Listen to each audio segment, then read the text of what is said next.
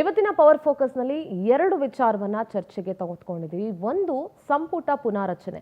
ಮುಖ್ಯಮಂತ್ರಿಗಳ ಬದಲಾವಣೆ ಆಗುತ್ತೋ ಇಲ್ವೋ ಗೊತ್ತಿಲ್ಲ, ಆದರೆ ಸಂಪುಟ ಪುನಾರಚನೆಗೆ ಹೈಕಮಾಂಡ್ ಕೂಡ ಒಲವನ್ನ ತೋರಿಸಿದೆ. ಅದಕ್ಕೆ ಮುಖ್ಯಮಂತ್ರಿಗಳು ಕೂಡ ಸಮ್ಮತಿಯನ್ನ ಕೊಟ್ಟಿದ್ದಾರೆ.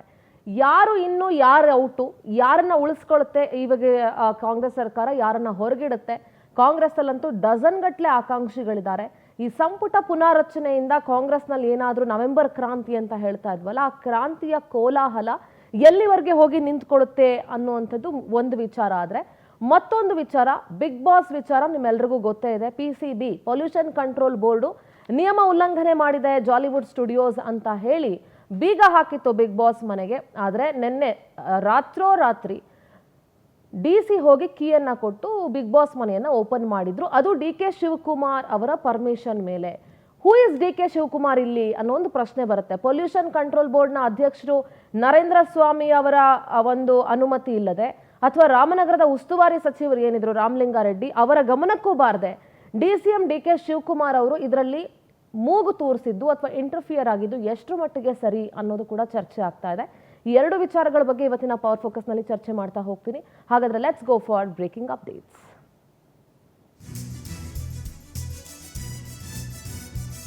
ಬಿರುಮಳೆ ದಿನಗಳಲ್ಲೂ ಕಾಯ್ದ ಕಾವಲಿ ಅಂತಾಗಿದೆ ರಾಜಕೀಯ. ಬದಲಾವಣೆ ಬಿರುಗಾಳಿಯ ಸುಳಿ, ಸಂಪುಟ ಪುನಾರಚನೆಯ ಹಾವಳಿ. ಅಕ್ಟೋಬರ್ 13ಕ್ಕೆ ಸಿಎಂ ಡಿನ್ನರ್ ಸಭೆ. ನವೆಂಬರ್ ಕ್ರಾಂತಿಗೆ ಆ ಡಿನ್ನರ್ ಸಭೆ ಮುನ್ನುಡಿ ಬರೆಯುತ್ತಾ ಅನ್ನುವಂಥ ಪ್ರಶ್ನೆ. ರಾಜ್ಯ ರಾಜಕೀಯದಲ್ಲಿ ಸಂಚಲನ, ಪವರ್ಫುಲ್ ಡಿಬೇಟ್. ಈ ಎರಡನೇ ಅವಧಿಯಲ್ಲಿ ಸಿದ್ದರಾಮಯ್ಯ ಸಿಎಂ ಆಗಿ 2.5 ವರ್ಷ.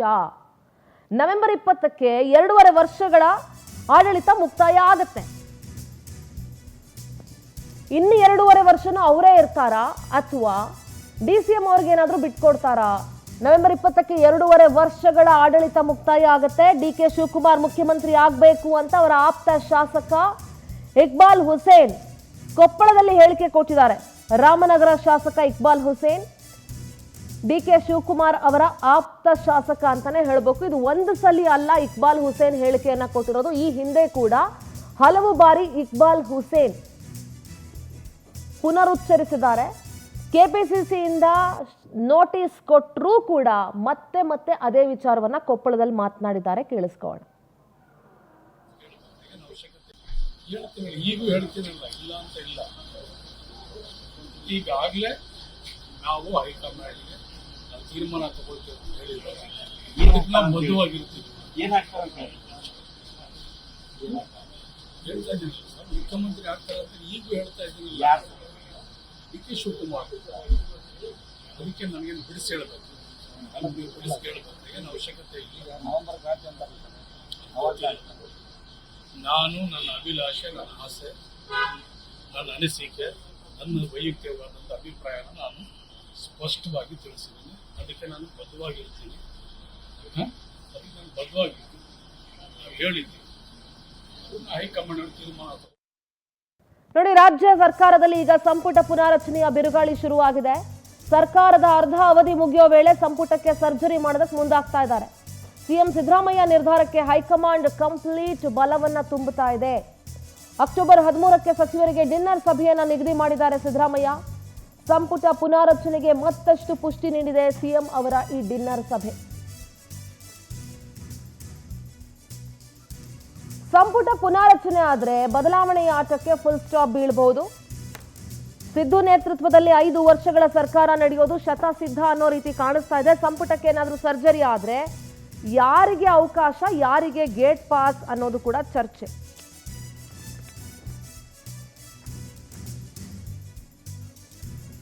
ಗೃಹ ಸಚಿವ ಪರಮೇಶ್ವರ್ ಮತ್ತು ಅರಣ್ಯ ಖಾತೆ ಸಚಿವ ಈಶ್ವರ್ ಖಂಡ್ರೆ ಅವರು ಮಾತಾಡಿದ್ದಾರೆ. ಏನ್ ಮಾತಾಡಿದ್ದಾರೆ ಕೇಳಿಸ್ಕೊಳ್ಳೋಣ.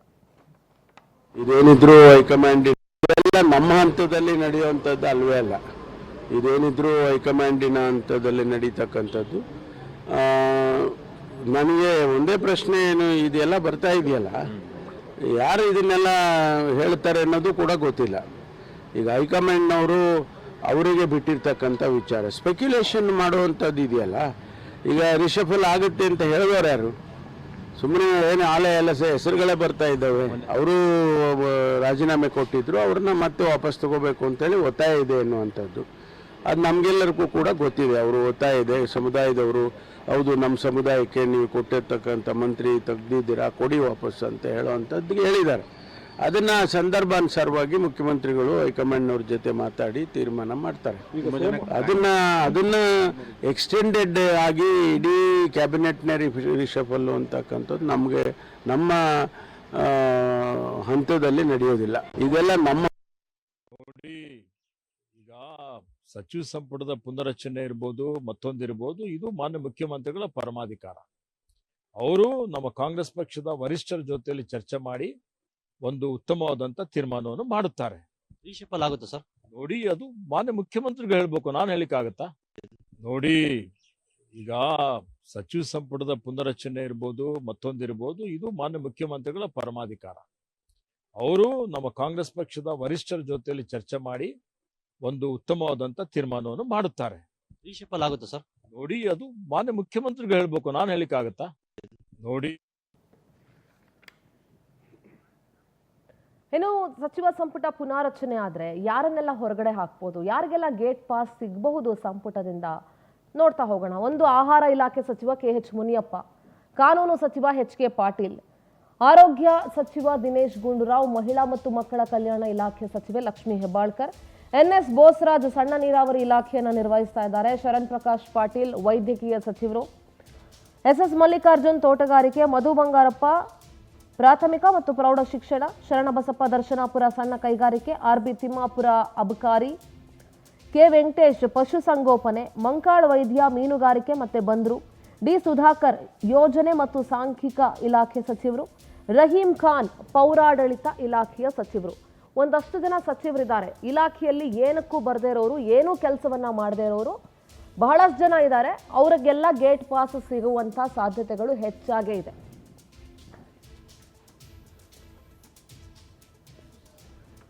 ನಮ್ಮ ಜೊತೆಗೆ ವಿಚಾರವನ್ನ ಚರ್ಚೆ ಮಾಡೋದಕ್ಕೆ ಕಾಂಗ್ರೆಸ್ ವಕ್ತಾರರು HD ದರ್ಶನ್ ಅವರಿದ್ದಾರೆ. ದರ್ಶನ್, ನಮಸ್ತೆ, ಕಾರ್ಯಕ್ರಮಕ್ಕೆ ಸ್ವಾಗತ.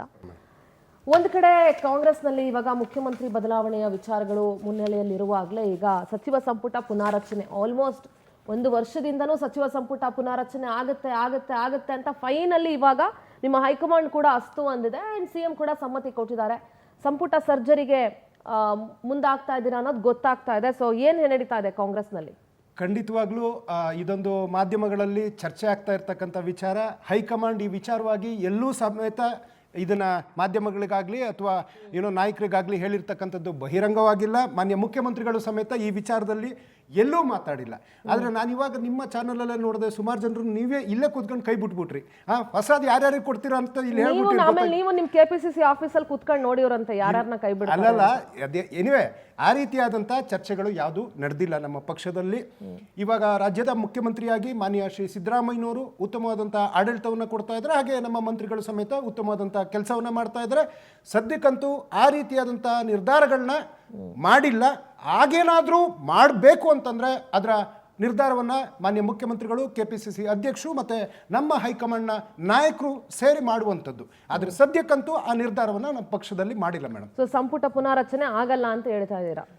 ನಾನು ಆಗುತ್ತಾ ಇಲ್ಲ ಅನ್ನೋದನ್ನ ಇಲ್ಲಿ ಕೂತು ಹೇಳಿಕ್ಕೆ ಸಾಧ್ಯ ಇಲ್ಲ. ಆದರೆ ಬದಲಾವಣೆ ಅನ್ನುವಂಥದ್ದು ಜಗದ ನಿಯಮ. ಅನೇಕರು ಸಚಿವ ಸಂಪುಟದ ಮೇಲೆ ಆಸೆ ಇಟ್ಟಿರ್ತಕ್ಕಂಥದ್ದು, ಹೊಸ ಮುಖಗಳು ಬರುವಂಥದ್ದು, ಇವೆಲ್ಲ ನಡೆಯುವಂಥದ್ದೇ. ರಾಜಕೀಯ ಅಂದಮೇಲೆ ಅವು ಬದಲಾವಣೆಗಳು ಆಗ್ತಾನೆ ಇರ್ತವೆ. ಆದರೆ ಈ ಕ್ಷಣದ ತನಕ ಯಾವುದೇ ರೀತಿಯಾದಂಥ ನಿರ್ಧಾರವನ್ನ ನಿಮಗೆ ಹೇಗೆ ನಿಮ್ಮ ಪಕ್ಷದ ಒಳಗಿನ ವಿಚಾರಗಳು ಒಂದಷ್ಟು ಸುಳಿವು ಅಂತ ಸಿಗುತ್ತೋ, ಮಾಧ್ಯಮಗಳಿಗೂ ಒಂದು ಸುಳಿವು ಸಿಗುತ್ತೆ.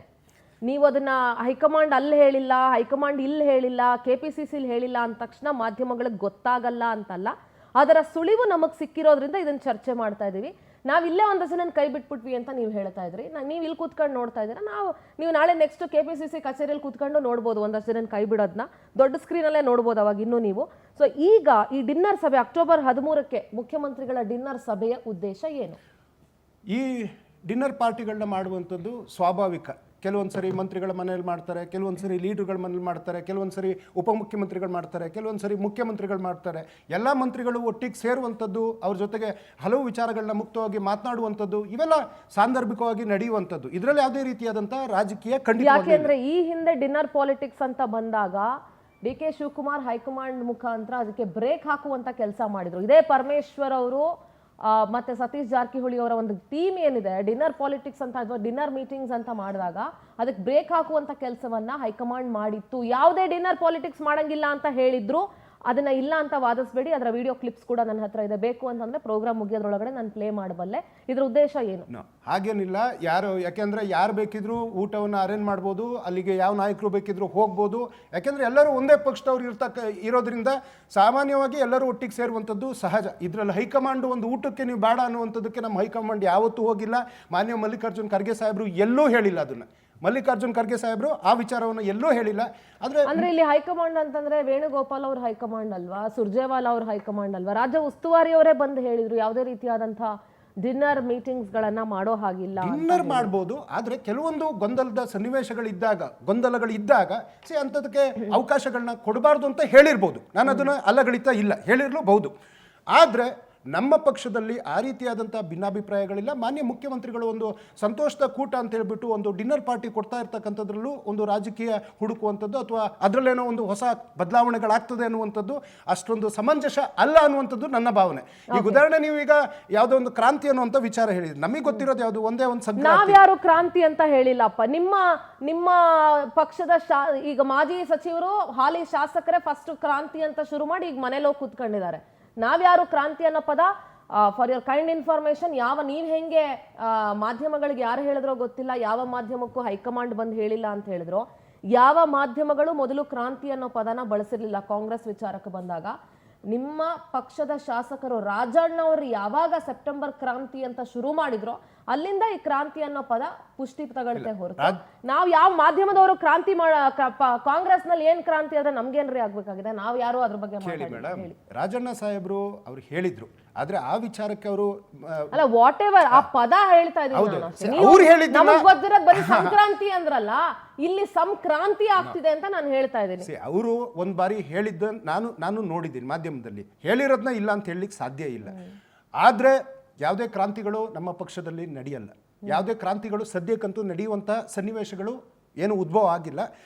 ಏನೇ ಇದ್ರೂ ಸಮೇತ ಅದರ ನಿರ್ಧಾರವನ್ನು ಮಾಡುವಂಥದ್ದು ನಮ್ಮ AICC ಅಧ್ಯಕ್ಷ ಆದಂಥ ಮಾನ್ಯ ಮಲ್ಲಿಕಾರ್ಜುನ ಖರ್ಗೆ ಸಾಹೇಬ್ರಿದ್ದಾರೆ.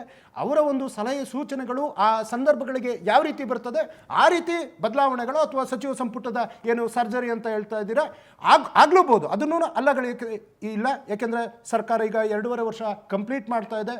ಉತ್ತಮವಾದಂಥ ಆಳ್ವಿಕೆಯನ್ನು ನಾವು ಮಾಡಿದ್ದೀವಿ. ಜನಗಳಿಗೆ ಅವರಿಗೆ ನಾವೇನೇನು ಭರವಸೆಗಳನ್ನ ಕೊಟ್ಟಿದ್ವಿ, ಸುಮಾರು ನಾವೇನಿಲ್ಲ ಅಂದರೂ 264 ಭರವಸೆಗಳನ್ನ ಈಡೇರಿಸಿದ್ವಿ 5 ಗ್ಯಾರಂಟಿಗಳ ಜೊತೆಗೆ. ಸುಮಾರು 600 ಭರವಸೆಗಳನ್ನ ನಾವು ಕೊಟ್ಟಿದ್ವಿ. ಇನ್ನೂ ಅನೇಕ ಏನು ಭರವಸೆಗಳನ್ನ ನಾವು ಈಡೇರಿಸುವಂಥ ಸಮಯ ಇದೆ. ಆದರೆ ಸರ್ಕಾರ ಮಾತ್ರ ಸುಭದ್ರವಾಗಿದೆ. ಈ ಡಿನ್ನರ್ ಪಾರ್ಟಿ ಏನಿದೆ, ಮುಖ್ಯಮಂತ್ರಿಗಳು ಅವರ ಒಂದು ಸಚಿವ ಸಂಪುಟದ ಅವರ ಜೊತೆಗಿರ್ತಕ್ಕಂಥ ಸಹಪಾಠಿಗಳ ಜೊತೆಗೆ ಒಂದು ಊಟ ಮಾಡುವಂಥದ್ದು ಹೊರತು ಅಲ್ಲಿ ಯಾವುದೇ ರೀತಿಯಾದಂಥ ವಿಶೇಷ ರಾಜಕೀಯ ಇಲ್ಲ ಮೇಡಮ್.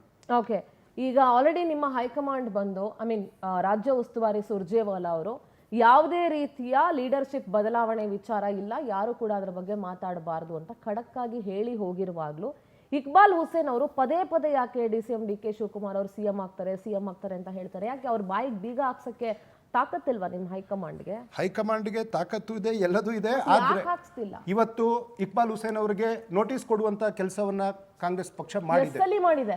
ಈ ಹಿಂದೆನೂ ನೋಟಿಸ್ ಕೊಟ್ಟಿದ್ದಾರೆ ದರ್ಶನ್, ಈ ಹಿಂದೆನೂ ನೋಟಿಸ್ ಕೊಟ್ಟಿದ್ದಾರೆ. ಆದ್ರೂ ಅವ್ರು ಯಾಕೆ ಬಾಯಿಗೆ ಬೀಗ ಹಾಕ್ತಾರೆ? ಅದನ್ನ ಮಾನ್ಯ KPCC ಅಧ್ಯಕ್ಷ ಆದಂತ DK ಶಿವಕುಮಾರ್ ಅವರು ಅವ್ರನ್ನ ಕರೆಸಿ ಮಾತನಾಡ್ತಾರೆ. ಅವರೇ ಹೇಳಿದ್ದಾರೆ ಯಾರು ಅವರಿಗೆ ಮಾನ್ಯ DK CM ಹುದ್ದೆ ಏನು ರೋಡಲ್ಲಿ ಸಿಗೋ ಹುದ್ದೆ ಅಲ್ಲ, ಅದು ಯಾರು ಕೊಡುವಂತದ್ದಲ್ಲ. ಶಾಸಕರುಗಳ ಏನು ಶಾಸಕಾಂಗ ಪಕ್ಷದ ಸಭೆಯಲ್ಲಿ ಶಾಸಕರ ಏನು ಹಕ್ಕೊತ್ತಾಯದ ಮೇರೆಗೆ ನಡೆಯುವಂಥದ್ದು. ಈ ರೀತಿ ಹಾದಿ ಬೀದಿನಲ್ಲಿ ಹೇಳಿದ ತಕ್ಷಣ ನಾಳೆನೇ ಯಾರು ಮುಖ್ಯಮಂತ್ರಿ ಆಗ್ಲಿಕ್ಕೆ ಸಾಧ್ಯ ಇಲ್ಲ, ಅಥವಾ ಇರೋ ಮುಖ್ಯಮಂತ್ರಿಗಳು ಬದಲಾಗ್ಲಿಕ್ಕೂ ಸಾಧ್ಯ ಇಲ್ಲ. ಈ ಹಿಂದೆ ಅವರು ಮಾತಾಡಿದಾಗ್ಲೂ ಯಾಕೆ ಅವ್ರ ಮೇಲೆ ಶಿಸ್ತು ಕ್ರಮ ಆಗ್ಲಿಲ್ಲ? ಖಂಡಿತವಾಗ್ಲೂ ನಮ್ಮ ಶಿಸ್ತು ಕ್ರಮ ಕಮಿಟಿಯ ರೆಹಮಾನ್ ಖಾನ್ ಅವರು ಅವ್ರನ್ನ ಕರೆಸಿ ಖಂಡಿತವಾಗ್ಲೂ ಅವ್ರನ್ನ ಮಾತಾಡ್ತಾರೆ. ಕಳೆದ ಬಾರಿನೂ ಸುರ್ಜೇವಾಲಾ ಅವರು ಎಲ್ಲ ಲೀಡರ್ಸನ್ನು ಕರೆದು ಮಾತಾಡಿದ್ದಾರೆ. ಆದರೂ ಈ ರೀತಿಯಾದಂಥ ಮಾತನಾಡುವಂಥದ್ದು ನಿಜಕ್ಕೂ ಅದು ಯಾಕೆಂದ್ರೆ ನಮ್ಮ ವರಿಷ್ಠರು ಹೇಳಿದ ಮೇಲೆ ಮಾತನಾಡುವಂಥದ್ದು ಸರಿ ಅಲ್ಲ ಅನ್ನುವಂಥದ್ದು ನನ್ನ ಭಾವನೆ ಮೇಡಮ್. All right.